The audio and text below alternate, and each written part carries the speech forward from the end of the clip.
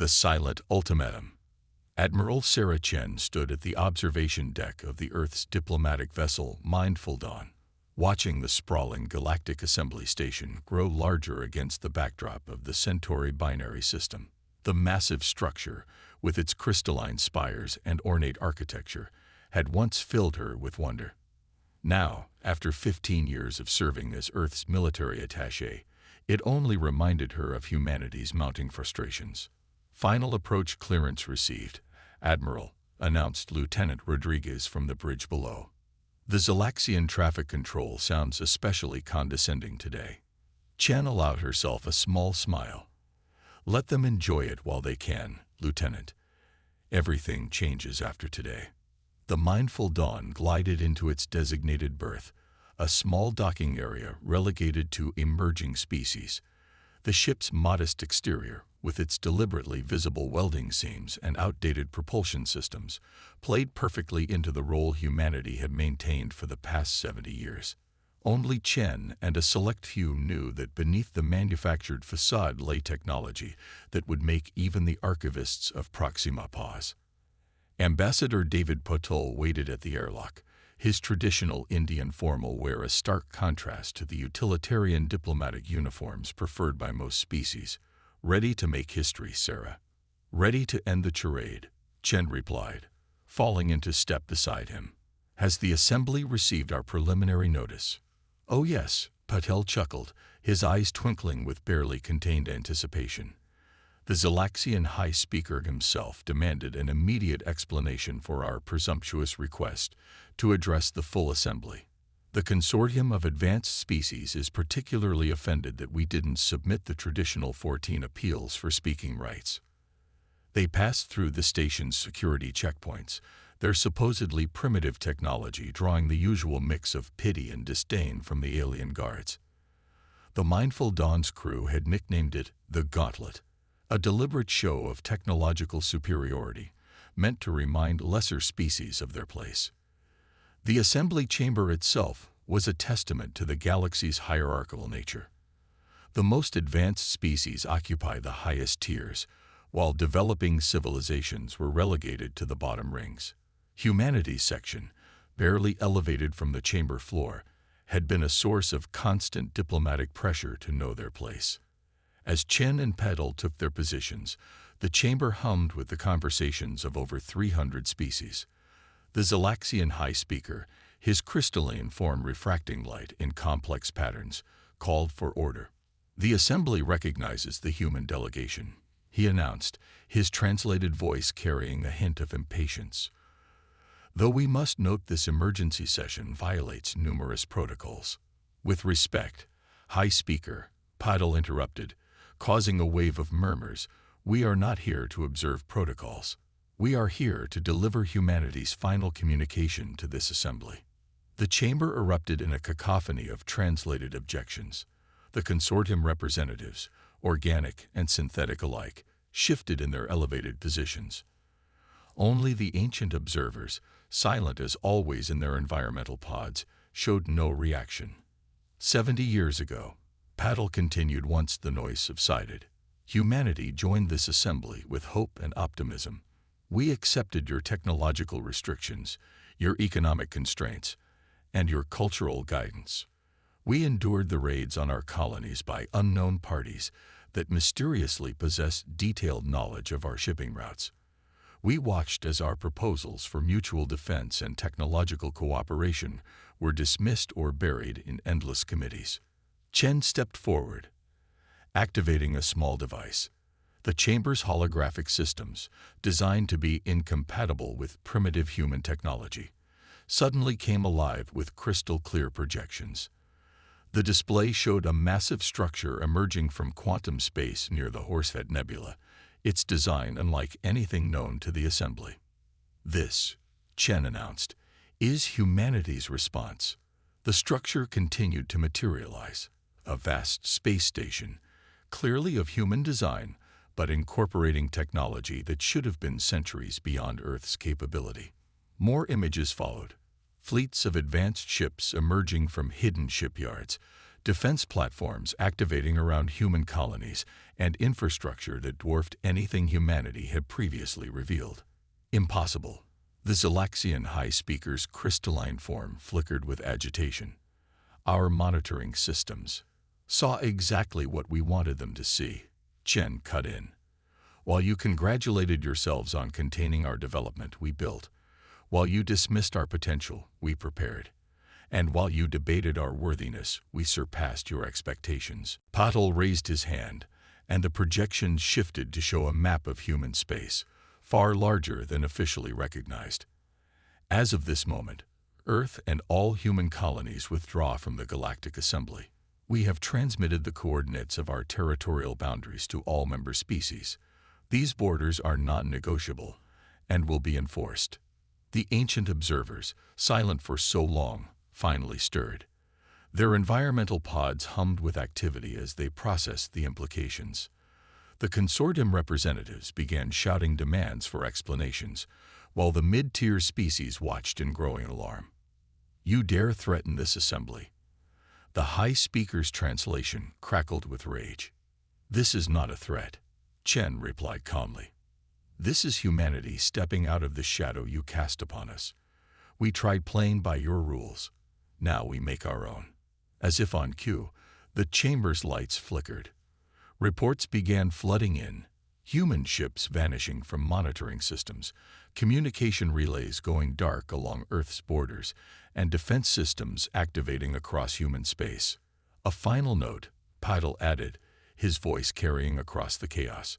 We understand change is difficult. To ease the transition, we have prepared detailed files on each instance where member species violated assembly laws in their dealings with Earth. We suggest reviewing them carefully before considering any hasty responses. The silence that followed was deafening. Chen and Patel turned to leave, their footsteps echoing through the chamber. At the exit, Chen paused and looked back at the assembled species. We came to you seeking partners, she said quietly. You chose to make us subordinates. Remember that choice in the days to come. As they walked back to their ship, Patel's composed diplomatic facade finally cracked into a grin.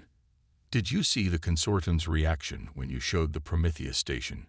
70 years of carefully crafted deception finally paid off. Chen nodded, her expression serious. The real work begins now. They won't accept this easily. No, Patel agreed, but for the first time, they'll have to accept it on our terms. The mindful Dawn departed the assembly station, its humble exterior still maintaining the deception even as it prepared to shed its skin. Behind them, the galaxy's power structure began its first real change in millennia, sparked by a species that had finally tired of playing by rules designed to keep them down. Humanity had learned to walk in the galaxy's shadows. Now it was time to step into the light, on their own terms, with their own strength, and their own destiny firmly in hand. Project Prometheus unveiled. Deep within the Horsehead Nebula, hidden behind veils of cosmic dust and quantum distortion fields, Prometheus Station hung like a jewel in the void. Its true size became apparent as the mindful Dawn approached. A massive structure stretching 20 kilometers from end to end, its elegant curves housing technology that would reshape the galaxy's balance of power. Dr. Maya Patel, sister to Ambassador David Patel and chief architect of Project Prometheus, watched the approaching diplomatic vessel from her office near the station's core. Holographic displays surrounded her, showing real-time reactions from across the galaxy as news of humanity's revelation spread. The consortium's calling an emergency session, her AI assistant, AI, reported. The Zelaxians are mobilizing their home fleet, and the trading houses have suspended all operations in human space. Maya nodded, her attention focused on a particular display showing the station's quantum core pulsing with barely contained energy. All according to projections. How are our neighbors reacting? The Arcturian Republic has already sent unofficial diplomatic feelers through back channels. The Proximan Collective is maintaining radio silence, but we're detecting significant activity in their border systems. A soft chime announced a visitor. Admiral Chen strode in, still wearing her diplomatic uniform from the assembly presentation. "Quite a show we put on," she said, accepting the cup of coffee Maya's automated system offered. The look on the high speaker's face when we revealed Prometheus, almost worth 70 years of condescension. "Sarah," Maya smiled, embracing her old friend. "How did David handle his big moment?" "Like he was born for it. Though I think he enjoyed the dramatic exit a bit too much." Chen settled into one of the adaptive chairs, which morphed to perfectly support her posture. "The real question is, are we ready for what comes next?" Maya gestured, and the holographic displays consolidated into a single strategic overview of human space. Hundreds of green dots represented previously hidden military installations, research centers, and industrial complexes. Red markers showed the gathering forces of various assembly species. Project Prometheus was never just about building advanced technology, Maya explained, zooming in on key defensive positions. It was about understanding how the galaxy really works. While they thought we were struggling with basic fusion drives, we were studying them. Every diplomatic slight, every trade restriction, every cultural exchange taught us something valuable. The display shifted to show the true extent of human preparation. What the assembly saw as primitive colony worlds were actually fortress systems. Their surfaces deliberately kept looking underdeveloped, while vast underground complexes housed advanced manufacturing and research facilities. "The mindful dawn itself is a perfect example," Chen added, setting down her coffee.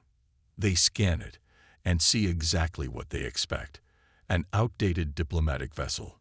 They never question why a supposedly primitive ship can somehow navigate their most advanced traffic control systems, or why its basic shields can withstand their scans." Maya brought up another display, this one showing the quantum communications network humanity had secretly built.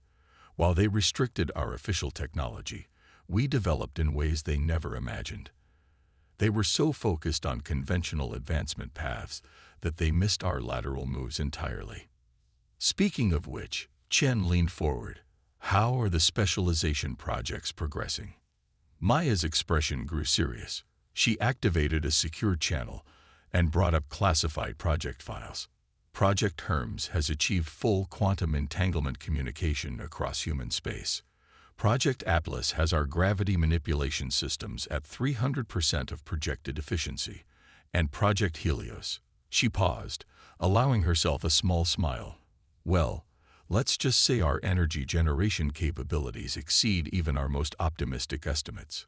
The station hummed around them, its quantum core channeling enough energy to power a small star system. Throughout human space, similar installations were coming online, revealing themselves like flowers blooming in spring. "The assembly species think this is a rebellion," Chen mused, watching the tactical displays update with new information.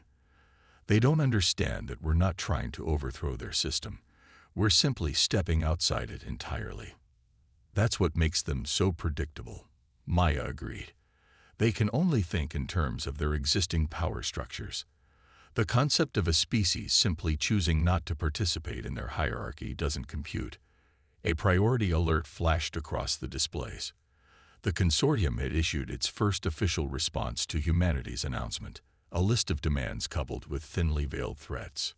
"Right on schedule," Maya noted, analyzing the message. "They're demanding we surrender our illegal technology and submit to direct consortium oversight. The usual threats of economic isolation, technological containment. Threats that might have worked 70 years ago," Chen finished. "Before The Awakening Storm. The consortium's emergency chamber hadn't been used in over 3 centuries. Now, its ancient quantum crystalline walls witnessed perhaps the most chaotic session in its history. Representatives from the 12 most advanced species gathered in their private sanctum, far from the prying eyes of lesser civilizations. High Commander Vexthor of the Zalaxian Unity slammed his crystalline appendage against the central platform. "Impossible. Our monitoring networks are absolute. No species could have advanced this far without detection." "Evidently, they did," replied Archive Master Sin of the Proximant Collective, her holographic form flickering with calculated patterns of light. The real question is not how they hid their advancement, but how many of our other assumptions about humanity were wrong. The chamber's displays showed real-time updates from across human space, one by one. Seemingly primitive human colonies were revealing their true nature. What appeared to be simple agricultural worlds now bristled with defense systems that shouldn't have been possible for centuries. Trading outposts transformed into military strongholds. Even their civilian vessels were shedding their manufactured facades. The diplomatic vessel they use today, noted technical sovereign Ixal of the Arcturus technocracy, our deep scans show it's actually a warship of unprecedented capability. They'd been flying it right into our most secure facilities for years, gathering data, analyzing our defenses. We must strike now, Vexthor insisted. Before they consolidate their position, the combined might of the consortium would achieve what exactly? Interrupted a new voice. All attention turned to Elder Zaracen of the Ancient Observers, who rarely spoke in these sessions. Her environmental pod hummed softly as she continued. Our preliminary analysis suggests human technology has advanced along paths we never considered. They didn't follow our development trajectory. They created their own. In the depths of space, humanity's hidden fleets continued their carefully choreographed emergence. The mindful Dawn, now stripped of its diplomatic disguise, led a battle group of ships that seemed to phase in and out of normal spacetime. They took up defensive positions around key strategic points, their very presence challenging centuries of established galactic order. Back in the consortium chamber, Archive Master Sin projected a new analysis. We've decoded some of their technological principles. They didn't try to copy our quantum manipulation technologies. They developed gravitational manipulation instead. While we perfected faster-than-light travel through hyperspace, they explored something they call fold space. They saw our paths of advancement and deliberately chose different directions. But why? Asked technical sovereign Ixal. Why spend decades pretending to be primitive while developing in secret? Because we taught them to. Elder Zaracen replied softly. The chamber fell silent as she continued. Every restriction we placed on them, every diplomatic slight, every trade barrier, we taught them that the galaxy's advanced species couldn't be trusted. So they adapted. They learned. They evolved. On Prometheus Station, Maya Patel and her team monitored the consortium's reaction through their quantum observation network, another technology they had developed while pretending to struggle with basic sensor arrays. The station's true capabilities were finally being unveiled, each revelation carefully timed to maintain strategic advantage while preventing panic. Proximan Deep Space Fleet is moving toward their border with our space, Araya reported. Zelaxian battle groups are mobilizing, but their patterns suggest defensive positioning rather than aggressive deployment. Maya nodded, watching the tactical displays. And the trading houses? Economic warfare preparations, as expected. They're trying to freeze our assets and isolate our markets. Araya's voice carried a hint of amusement. They haven't realized yet that we've been operating a shadow economy through shell corporations for decades. In the consortium chamber, the debate had turned to practical matters. Their borders, Vexthor growled, projecting a map of human-claimed space. They've declared sovereignty over regions we never knew they had explored. The Horsehead Nebula alone contains resources that we deemed too difficult to exploit, Sin cut in. While we dismissed those regions as worthless, humanity was building there, hidden from our sensors by the very phenomena we thought made those areas unusable. Elder Zaracen's environmental pod shifted, drawing attention. We face a choice, she announced. We can treat this as a challenge to our authority and risk a conflict with an opponent whose capabilities we don't fully understand. Or we can acknowledge that the galaxy's power structure has changed and adapt accordingly. Adapt? Vexthor's crystalline form pulsed with anger. You suggest we simply accept their defiance. I suggest we recognize reality, the elder replied. Humanity spent 70 years preparing for this moment. They chose when and how to reveal themselves. They've positioned their forces perfectly. And most importantly, they've demonstrated technology that operates on principles we barely understand. On the Mindful Dawn, Admiral Chen received the first official communication from the consortium. Not demands or threats, but a request for dialogue. She allowed herself a small smile as she read it. "They're starting to understand," she murmured. Maya's predictions were perfect, right down to the timing. The ship's quantum core hummed as it maintained its position in fold space, a realm of reality that the assembly species hadn't even theorized was possible. Around them, humanity's fleet continued its emergence, each vessel a testament to 70 years of hidden development and preparation. In her office on Prometheus Station, Maya watched the galaxy's power structures begin to shift. Trading houses were already reaching out through back channels, seeking to establish new relationships. Minor species, long suppressed by the assembly's hierarchy, were cautiously expressing support for humanity's independence. Phase 3 is proceeding as planned, she noted to ARIA. Initiate Diplomatic Protocol Series 17. It's time to show them that we're not interested in dominating the galaxy. We just want the freedom to develop on our own terms. The galaxy was changing. The storm of humanity's revelation was reshaping political alliances, economic systems, and technological hierarchies that had stood for millennia. And in the midst of it all, humanity stood firm, ready to forge a new path, not as conquerors or rebels, but as pioneers of a different way forward. Echoes of authority. The Zalaxian battle fleet emerged from hyperspace at the edge of the Horsehead Nebula, a show of force meant to test humanity's resolve. 60 capital ships, each a crystalline masterpiece of advanced technology, formed up in attack position.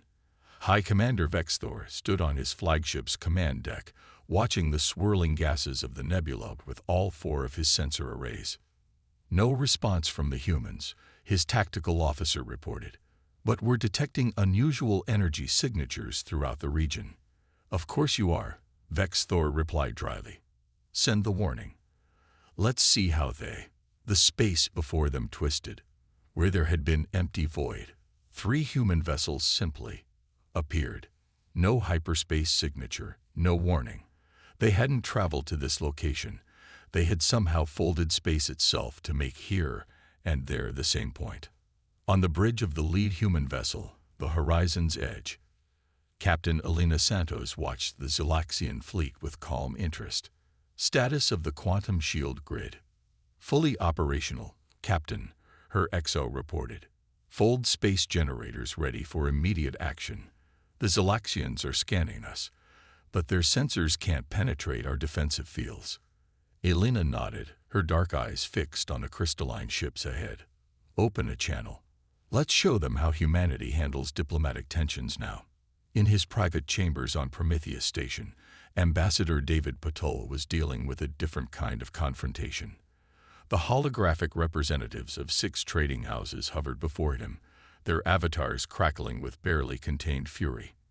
Your actions have destabilized centuries of economic order, declared First Merchant Kraz of the Centaurian Exchange.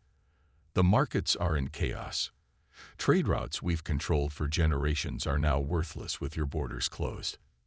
David maintained his diplomatic smile. The markets are adapting to a new reality, one where humanity is no longer bound by artificial restrictions on our economic development. I believe several minor species are already establishing new trade agreements that bypass your traditional monopolies. You cannot simply, another merchant began, but David raised his hand. We already have, he interrupted softly. The real question is, will you adapt and work with us as equals, or will you cling to a system that no longer exists? Deep in Earth's Himalayan mountains, beneath kilometers of rock enhanced with quantum-reinforced materials, Maya Patel stood in the heart of Project Prometheus's original research facility.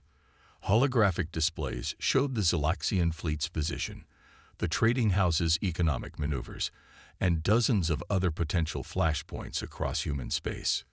The Arcturian Republic is making their move, Araya reported. Their diplomats are reaching out to both us and the consortium, positioning themselves as mediators. Maya smiled. The Arcturians had always been the most pragmatic of the advanced species, and the Proximant Collective, still observing. Their quantum arrays are trying to analyze our fold space technology. They've made 3 attempts to penetrate our security networks in the last hour. Let them look, Maya replied, studying the tactical displays. Everything they see has been carefully prepared. The real advances remain hidden. Back at the Horsehead Nebula, the confrontation was reaching its critical moment. The Zalaxian fleet had deployed in an attack formation that had broken planetary sieges and crushed rebellions for centuries. Final warning. Vex Thor's message boomed across space.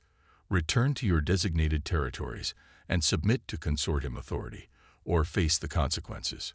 Captain Santos' response was unexpected. She laughed. The sound carried across all frequencies, causing Vex Thor's crystalline form to vibrate with anger. "High Commander," she replied, her voice carrying an edge of amusement. "You still don't understand what's happening here. We're not rebels to be crushed or upstarts to be put in our place. We're showing you a new way forward." She nodded to her tactical officer. Across the nebula, hundreds of quantum beacons activated simultaneously. The gas clouds lit up with a network of gravitational corridors and fold space nodes, infrastructure humanity had built over decades while pretending to struggle with basic spaceflight. "This nebula isn't just our territory," Santos continued. "It's the foundation of a new trade network, one that doesn't rely on your hyperspace lanes or your approved routes. We've mapped paths through spaces you thought were impossible to navigate." On Prometheus Station, Maya watched the confrontation through quantum-linked sensors. "Initiate Phase 4, she ordered. "Show them what real technological advancement looks like." Throughout human space, hidden installations began powering up. The Fold Space Network, previously operating at minimal capacity, surged to full power. Ships of the trading houses found their hyperspace routes disrupted by gravitational anomalies they couldn't explain. Quantum communication networks experienced interference from human technology operating on principles their scientists hadn't even theorized. In the consortium's emergency chamber, Elder Zarasen's environmental pod hummed with increased activity as she processed the new data. "Remarkable," she whispered. "They haven't just developed alternative technologies. They found ways to actively counter our existing ones." Archive Master Sin's holographic form flickered rapidly, a sign of intense calculation. Their fold space technology. It's not just about transportation. They're using it to create regions where our standard physics don't apply predictably. They can effectively rewrite the rules of engagement in any conflict. At the nebula, Vex Thor faced the most difficult decision of his long career. His fleet, the pride of Zalaxian military might, was effectively surrounded by human infrastructure he couldn't detect until it activated. His sensors couldn't penetrate their defenses. His tactical computers couldn't predict their movements through fold space. "Stand down, Commander," Santos suggested. "Return to your space. Tell the consortium that the age of dictating terms to humanity is over. We're not looking for war. We're looking for genuine cooperation between equals." The Zalaxian fleet hung in space for long moments, their crystalline hulls reflecting the newly visible network of human technology surrounding them. Finally, Vex Thor gave the order to withdraw. As the Zalaxian ships disappeared into hyperspace, Maya received a priority communication from Earth's Central Command. The message was brief but significant. "Project Helios is ready. Proceed with final phase." She smiled, remembering how the assembly species had dismissed human attempts to understand stellar engineering. They had never imagined that while humanity pretended to struggle with fusion power, they were actually learning to harness the fundamental forces of reality itself. "Send word to all commands," she ordered. "Initiate Project Helios demonstration in 72 hours. Let's show the galaxy what humanity can really do when we stop playing by their rules." The next 3 days would change the galaxy forever. And humanity, after 70 years of preparation, was finally ready to show its full potential, not as conquerors, not as rebels, but as pioneers of a new age of galactic civilization. Dawn of a new order. In the 72 hours following the Horsehead Nebula confrontation, the galaxy held its breath. The Zalaxian retreat had shattered centuries of military doctrine. The trading house's economic warfare had failed before it began. Now, representatives from every major power gathered at the neutral observation post of Gamma Centauri to witness what humanity had dubbed the Helios demonstration.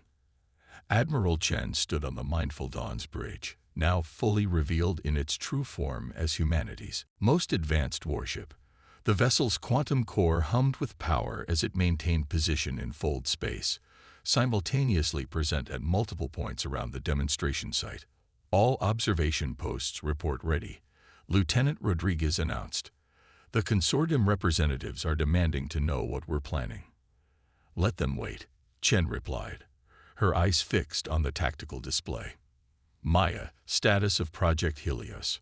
Deep within Prometheus Station's control center, Maya Patel performed the final calculations. Around her, holographic displays showed the culmination of humanity's greatest technological achievement, the ability to manipulate the fundamental forces that shaped reality itself. Project Helios is ready, she confirmed. All systems aligned. Araya, begin the countdown. In the observation post, Ambassador Patel watched the assembled alien representatives with quiet satisfaction. The ancient observers' environmental pods hummed with anticipation. The Proximan Collective's holographic forms flickered with rapid calculations. Even the crystalline Zalaxians seemed to vibrate with nervous energy. Esteemed representatives, Patel addressed the gathering. For 70 years, you watched us struggle with basic fusion power. You dismissed our attempts to understand stellar engineering. Today, we show you why that was a mistake. At the center of the demonstration area hung a dying star, a red dwarf in its final stages, chosen specifically for this moment. As the assembled representatives watched, the star began to change. Streams of energy, visible only through the most advanced sensors, poured from hidden human installations throughout the system. The star's corona began to pulse with new patterns, its core responding to forces that shouldn't have been possible to control. Impossible, whispered Archive Master Sin, her holographic form struggling to process the data. They're not just manipulating the star's output, they're rewriting its fundamental properties. The star's color shifted from red to blue-white. Its mass remained the same, but its energy output quadrupled. What had been a dying stellar ember was reborn as a powerful main sequence star, its lifespan extended by billions of years. Project Helios, Maya explained through the quantum communication network, is not about controlling stars. It's about understanding and manipulating the basic forces that govern our universe. While you watched us experiment with fusion reactors, we were learning how reality itself works. On the observation post's main display, data streamed in from the transformed star. It wasn't just burning brighter. It was operating under new rules of physics, rules written by human science. Elder Zarasen's environmental pod moved forward.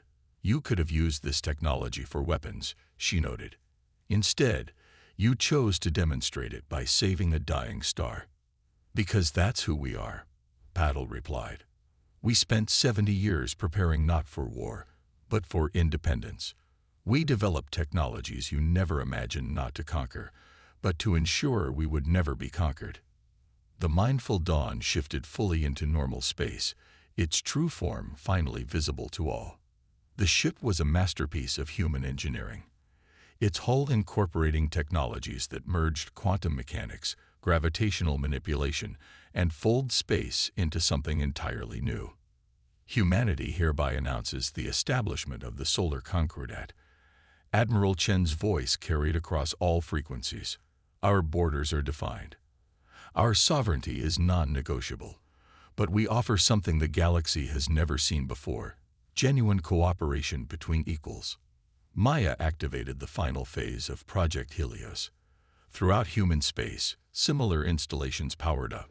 Stars that had been carefully selected and prepared began to pulse with new energy. A network of stellar beacons came online, creating navigation points that could be seen across the galaxy. We offer you a choice, Paddle continued.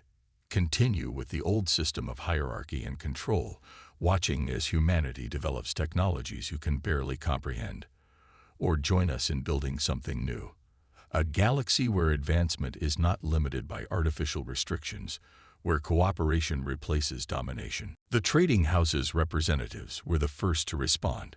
Centuries of economic instinct told them which way the wind was blowing.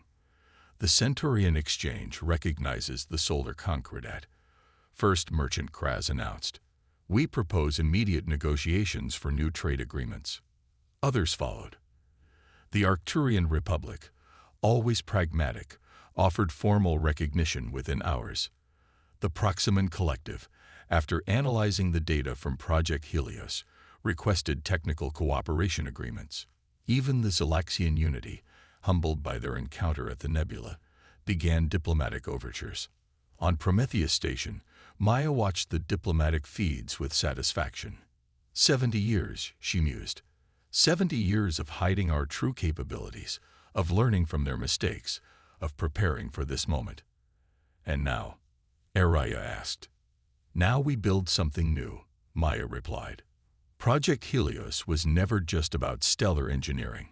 It was proof that there are always new paths forward, new ways of thinking, new possibilities to explore. The transformed star burned bright in space, a beacon of humanity's potential. Around it, ships of various species began to gather, not in threat, but in curiosity and cautious hope. The galaxy's power structure, unchanged for millennia, had been transformed not by war or rebellion, but by a species that had simply refused to accept artificial limitations. In her office on Earth, Maya opened a secure channel to Admiral Chen and Ambassador Paddle. Phase 5 is complete, she reported. All primary objectives achieved. And the secondary objectives? Chen asked. Maya smiled, bringing up a display of humanity's next series of projects. Technologies and discoveries that would reshape the galaxy even further. Those are just beginning. After all, we've only shown them the surface of what humanity can achieve. The galaxy would never be the same. The age of rigid hierarchy and controlled advancement was over. In its place, a new order was emerging, one where humanity's example showed that true progress came not from dominance, but from the freedom to forge your own path. As the transformed star continued to shine with new life, ships of the solar concordat took up their positions throughout human space. They carried with them not just advanced technology, but a new vision for the future, a future where the galaxy's species could finally meet as equals, each contributing their unique perspectives to the grand tapestry of civilization. Humanity had stepped out of the shadows, not to conquer, but to lead by example. The storm of their revelation had passed, and in its wake, a new dawn was breaking across the stars.